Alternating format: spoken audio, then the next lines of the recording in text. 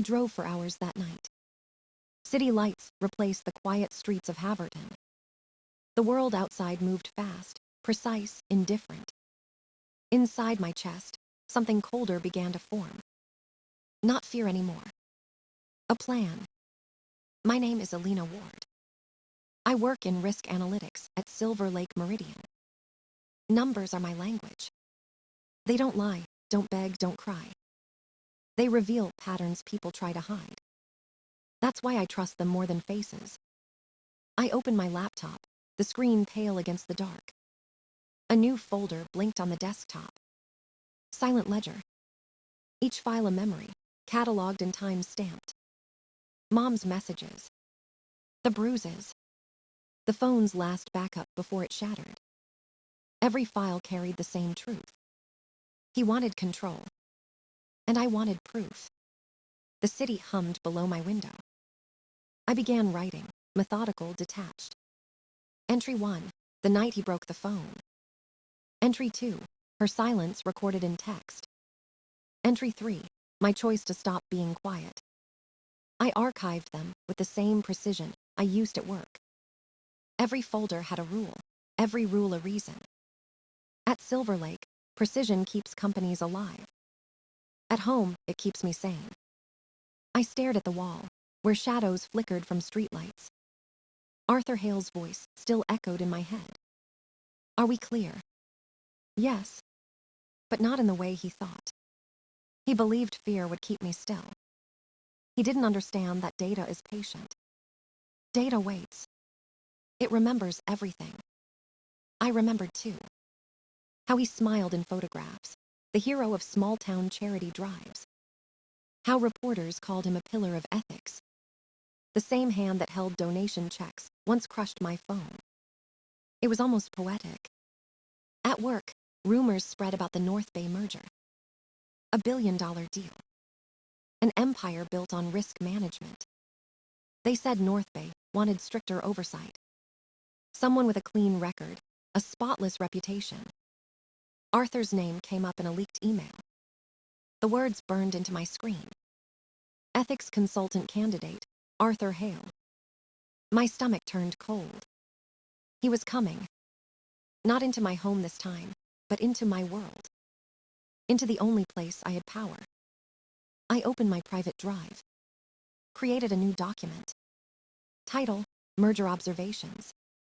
Subtitle, Day 0. This was no longer personal. It was structural. A pattern of corruption disguised as compliance. He taught me to obey. Now I would teach him to disclose.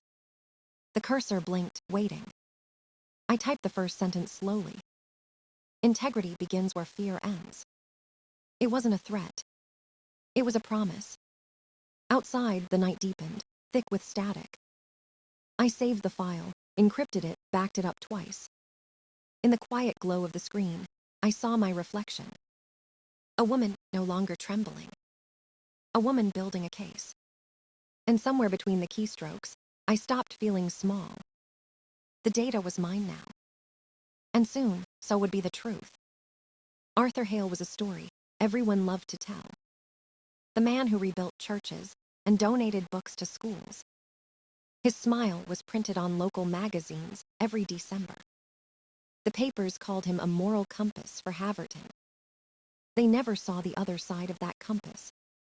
The side that pointed home, sharp and cruel. My mother called him her miracle. She said he saved us after my father died. He paid the debts, fixed the roof, planted roses. And in exchange, he planted himself in every decision we made. We owed him gratitude, he said. Gratitude became obedience. Obedience became silence. That was his real gospel. At community dinners, he spoke about virtue. At home, he measured it with control. He was careful, deliberate, patient. He never shouted where others could hear. He broke things quietly. A phone. A voice. A life. I learned to move softly, speak less, observe more. In time, I became an expert at predicting him. Like a risk model, he followed patterns. He liked schedules, rehearsed reactions, perfect timing. He would wait for the porch light to die before striking. He knew exactly when the neighbors weren't watching. It wasn't anger. It was calculation. That realization changed everything. He wasn't powerful because he was strong. He was powerful because he understood data before I did. He curated his image the same way I curated my evidence. But his was built on perception. Mine would be built on proof. I scrolled through his professional profile one night. A wall of awards and polished testimonials. Phrases like uncompromising ethics and pillar of integrity. I laughed. Not because it was funny, but because it was familiar. He was running the same formula he'd used at home. Control the narrative. Own the story. Silence the variables. And people would call it order. He was good at it too. Even my mother defended him when her hands shook. He just wants things calm, she said. Calm was his weapon. Peace by elimination. I thought about my father. He believed in words, not numbers.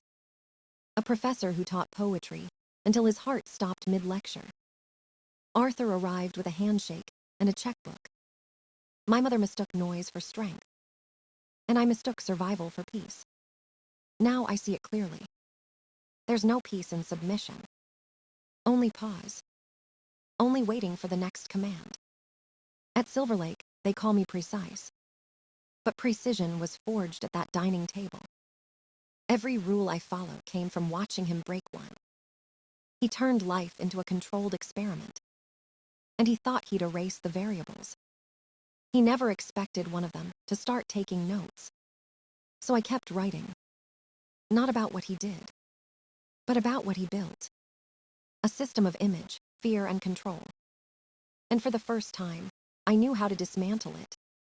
Not by shouting, but by documenting. By making his silence measurable. By turning his virtue into data. That would be the beginning of his end.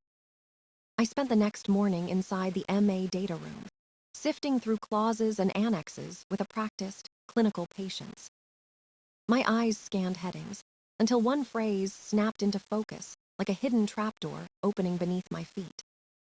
It was labeled personnel risk and moral turpitude disclosure, buried in Schedule 7.4 among boilerplate and indemnities. The language was surgical and generous at once, broad enough to catch more than criminal convictions and narrow enough to demand proof. It said any undisclosed act of moral turpitude by a designated senior consultant could trigger an immediate suspension mechanism. Trigger the suspension and integration halts, data migration freezes, shared systems lock down, and public announcements are required. Trigger the suspension, and a penalty hold on the escrowed security deposit activates. A $45 million pause on the closing. It was a corporate heart attack, built into the contract by lawyers who understood reputational contagion. The operative standard was not beyond a reasonable doubt, but credible evidence with verifiable provenance. The clause specified time-stamped digital communications, authenticated audio or video, certified telecom logs, and original metadata. I felt my pulse steady because the clause required what I could supply. Time-stamped proof, not sensational accusations. The irony was almost beautiful. The very moral armor he wore in public contained the seam I intended to pull.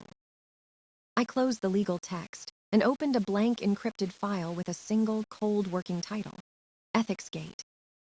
Every piece of evidence I needed fit into a checklist I could execute with the same precision I used modeling risk. First, call logs from my mother's line to show escalation and coercion in the 20 minutes before her message. Second, high-resolution photographs of the injury with device metadata to prove time and place beyond dispute. Third, extraction of Mrs. V's doorbell audio file with original container, preserved to show the raised voice and timing. Fourth, screenshots of my mother's text as captured and stored in my secondary account with hash values recorded. Fifth, Export of the carrier activity log showing Arthur's repeated attempts to contact her before the message. I wrote each item and appended the acceptable formats and hash requirements mandated by corporate review boards. The plan required care because corporate review systems are designed to reject sloppy submissions and smear anonymous sources. I would not submit hearsay. I would submit a chain of custody so precise it would force legal gates to open. I realized the last crucial detail when I remembered Randall's mistake, his business habit that became my leverage. He had moved my mother's number onto his company account, a corporate expense that made her line a corporate asset. That oversight meant the telecom logs were tied to his business account and accessible under a defensible audit posture. I did not plan to fabricate or hack. I planned to conduct due diligence in the language of boards and lawyers. I started building folders, hashing each file, cataloging extraction methods, and documenting every administrative step with timestamp notes. When the dossier existed, it would be a cold, unambiguous story told through metadata, not melodrama, and that would be its strength. I waited until afternoon, when I knew Arthur would be out on site inspections. My call to my mother began casually, light and warm as habit. I offered to move her phone number to my plan, to save her trouble. She hesitated, the silence stretching thin between us like a warning. "Oh, honey, that's sweet," she said, her voice brittle at the edges. "But Randall pays for it now. It's simpler that way." Simpler meant monitored. I let her words hang, then ended the call gently. Her refusal was all the confirmation I needed. The phone was under his business account, legally corporate. That meant every byte of data was traceable through Pike Contracting's login. He always used predictable passwords, a mix of initials and years. That night, I logged in through the company's carrier portal. The dashboard was sterile, corporate blue and white, empty of emotion. I searched her number, the data populating in neat, heartless columns. 16 incoming calls from Arthur's line in 20 minutes. All unanswered. 2 text messages sent from him. 1 reply from her, "Don't text your stepfather." Then silence. I exported the entire log as a certified PDF, stamped by the carrier. Saved it into my encrypted drive, labeled precisely.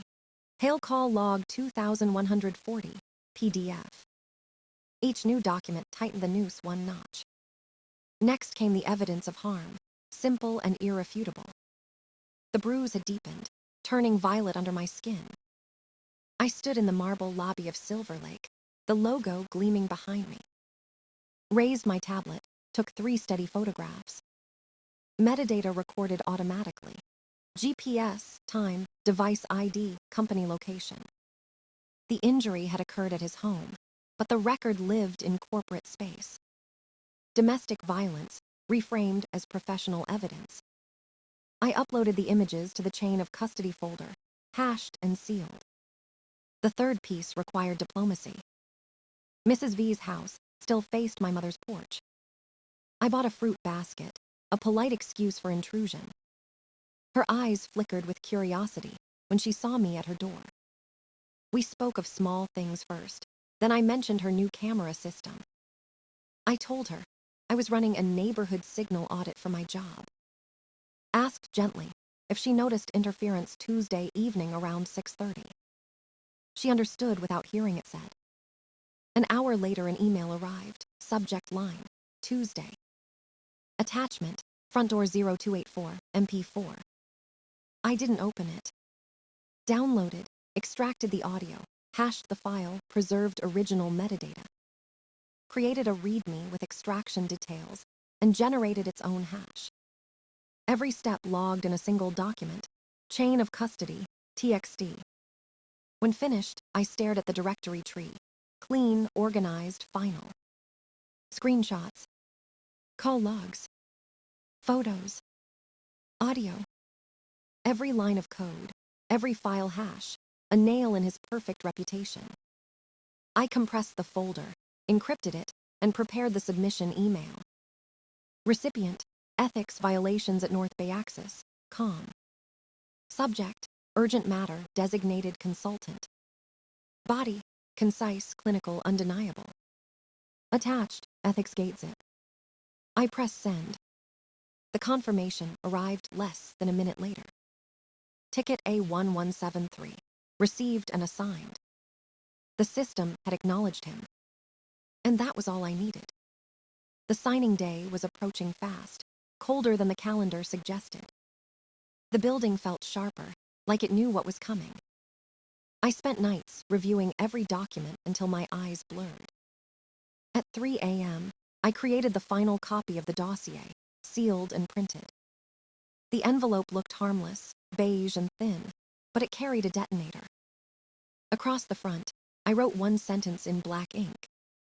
Open only if Arthur Hale is seated as interim ethics controller.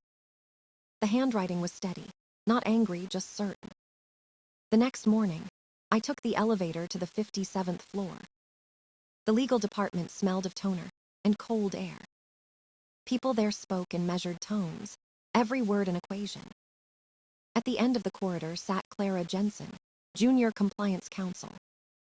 Her reputation was precision made human. I placed the envelope on her desk, like an exhibit in court. She didn't touch it at first, just looked at me with calm suspicion. "What is this, Elena?" she asked quietly. "It's about the merger," I said. "It's about $45 million. Her eyes flicked to the writing on the front, then back to my face. "You know I can't accept sealed evidence without disclosure." "I know," I said, "but the disclosure is inside." She studied me a long moment, then reached for the envelope. Her fingers were pale against the brown paper, deliberate and clean. I showed her the clause on my tablet, Schedule 7.4, Paragraph A. The one that defined moral turpitude and its suspension mechanism. She read silently, lips tightening as the implications formed. "If this evidence meets the standard of credible," she murmured, "the board is legally bound to halt the signing." She looked up, the light in her eyes turning from doubt to respect. "This is a dangerous move," she said. "If you're wrong, you're finished." "I'm not wrong," I said. "I just read what everyone else ignored." She turned the envelope slowly, as if weighing its gravity in her hands. "Do you want to ruin him?" she asked. "I want the rules to apply to him," I answered. That was enough. Clara nodded once, clipped and final. "At 9:58 I'll open it," she said. "If it's true, he's done. If not, so are you." Her words didn't scare me. They steadied me. I left her office, the sound of her pen resuming its rhythm behind me. Outside, the sky was steel gray over the Aurora spire. I returned to my desk and watched the city spin below, quiet and oblivious. Every file on my screen was clean, encrypted, immutable. The chain of custody log blinked at the corner, waiting for closure. For the first time in years, I felt no dread. Only balance. The system he trusted would become my witness. The rules he hid behind would drag him into the light. All that was left was time. 2 days. 2 nights. And one envelope sitting in a room full of laws. Waiting for the clock to strike 9:58. The morning of the signing arrived without warning, sharp as glass. The lobby shimmered with white flowers and mirrored walls. Executives moved like polished ghosts, rehearsed and ready. I rode the elevator to the 80th floor, silent among strangers. Aurora Room gleamed ahead, filled with sunlight and tension. Every chair had a nameplate. Every glass had condensation like held breath. Arthur Hale stood near the center, shaking hands with board members. His laughter cut through the hum, like a blade wrapped in silk. He looked radiant, invincible, the portrait of moral authority. His eyes met mine for half a second. They held the same arrogance I'd known since childhood. He nodded politely, dismissively, and turned away. I took my seat near the back, the envelope somewhere across the room.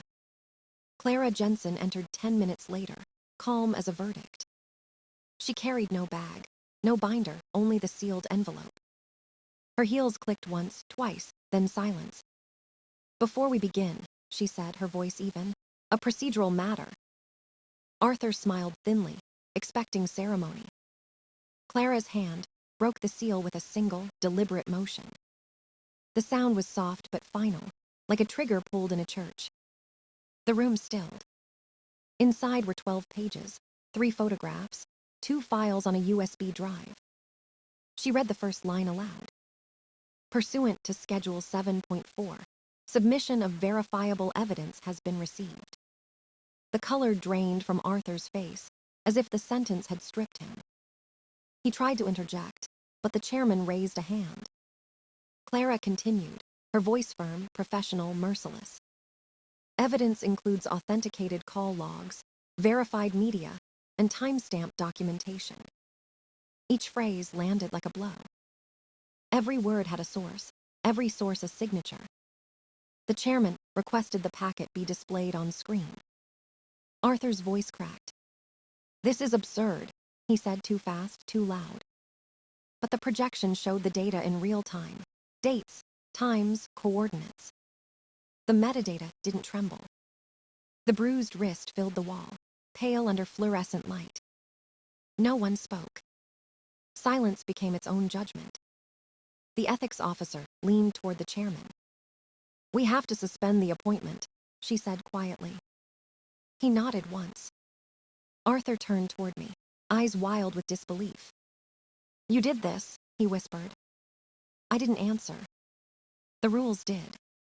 At 10:01, the system logged the suspension order automatically. North Bay Axis issued a hold on the merger funds, 45 million frozen. Legal confirmed compliance, review pending investigation. Arthur Hale stepped back, his hands trembling, his smile gone. He tried to speak again, but the words collapsed halfway out. The cameras recorded everything for minutes before shutting down. I stood, smoothed my jacket, and walked out without looking back. In the elevator, I watched my reflection steady in the mirrored walls. No victory. No triumph. Just the stillness that comes when truth finally weighs more than fear. The world outside looked smaller from above. But the silence, this time, belonged to him. The city was quiet that evening, washed in silver rain. News spread fast but without names, just numbers and clauses. The merger postponed, the funds locked, the consultant suspended. Arthur Hale vanished from the headlines as quickly as he had filled them. No statement, no defense, only silence where his speeches used to echo. I deleted the encrypted folders one by one, each file dissolving cleanly. The last hash string faded from the screen like a breath leaving glass. I didn't feel triumph, just balance returning to a tilted world. My mother called that night, her voice softer than it had been in years. "We're free now," she said, though she didn't know how deeply true it was. I walked to the window and watched the lights shimmer in the wet streets. The reflection stared back, steady, unbroken. No ledger, no fear, no noise left to measure. Only quiet. The kind of quiet that doesn't hide anything. The kind that belongs to you when you've earned it. For the first time, silence wasn't a prison. It was peace. It was proof. And it was finally mine.